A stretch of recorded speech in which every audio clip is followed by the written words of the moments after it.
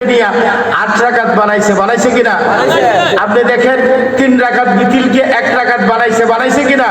দেখবেন শবে বরাতের রাতে আমাদের মসজিদ, আমাদের টাকায় মসজিদ বানানো, আমাদের টাকায় মিম্বার বানানো, কিন্তু মিম্বারে দাঁড়াইয়া শবে বরাতের রাতের বিরুদ্ধে ফতোয়া দেয় যে শবে বরাতের রাতে মসজিদে ইবাদত করার চেয়ে বেশ্যালয়ে রাত যাপন করা উত্তম। নাউজুবিল্লাহ বলেন।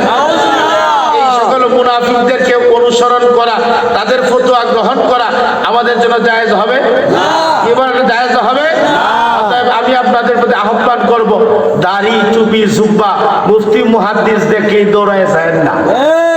দাড়ি টুপি জুব্বা মুফতি মুহাদ্দিস নামের আগে শায়েখ মাদানি দেখলেই দৌড়ায় যায় না বাবা। কারণ 61 হিজরির পর দাড়ি টুপি জুব্বা মুফতি মুহাদ্দিস সব 2 ভাগে বিভক্ত হয়ে গেছে, ঠিক কি না? 61 হিজরিতে কারবালার যুদ্ধের মাধ্যমে মুসলমান 2 ভাগে বিভক্ত হয়ে গেছে। একটা এজিদি হয়ে গেছে, আরেকটা হুসাইনি হয়ে গেছে। আমরা কি এজিদি না হুসাইনি? বলেন আমরা এজিদি না হুসাইনি? হুসাইনের তাবুতে মাত্র ছিল 72 জন। 72 জনের অনুসারী যদি এতগুলো আপনারা হয়ে থাকেন, তাহলে এজিদের তাবুতে 22,000 ছিল না? কি বলেন? 22,000-এর অনুসারী গুলো আছে কিনা? এদেরকে চিনবেন কিভাবে? কিভাবে চিনবেন? তাদেরকে চিনার জন্য 2টা মাসই যথেষ্ট। একটু খেয়াল করেন, তাদেরকে চিনার জন্য 2টা মাসই যথেষ্ট। মুহররমের মাস, রবিউল আউয়ালের মাস, ঠিক কিনা? দেখবেন মুহররমের মাস আসলেই মিম্বারে দাঁড়াইয়া এজিদের দালালি শুরু হয়। এজিদের দালালি শুরু হয়। এজিদের সাহাবী বানানোর জন্য, জান্নাতি বানানোর জন্য তারা যেমন দেখা যায় পাগল পারা হয়ে যায়, ঠিক কিনা? এজিদের নামের আগে হযরত, এজিদের নামের পিছনে রাদিয়াল্লাহু তাআলা বলার জন্য চেষ্টা করে কিনা? তাহলে এজিদি প্রেমিকরা কি পশ্চিম কালো হুসাইনি মুসলমানের আপন হইতে পারে? কি বলেন, আপন হইতে পারে?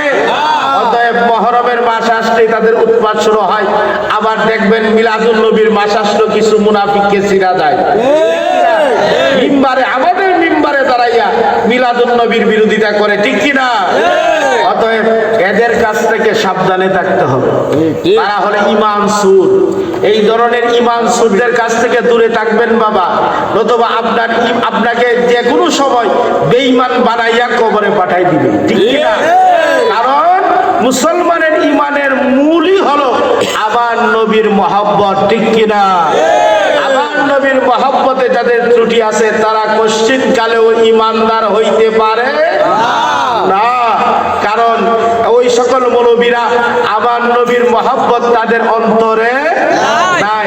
এটা তো অতি সহজে বোঝা যায়। কারণ আল্লাহ রাসূল বলেছেন, লা ইউমিনু আহাদুকুম হাত্তা কুনা হাব্বা ইলাইহি মিন ওয়ালিদিহি ওয়া ওয়ালাদিহি ওয়ান নাসি আজমাইন।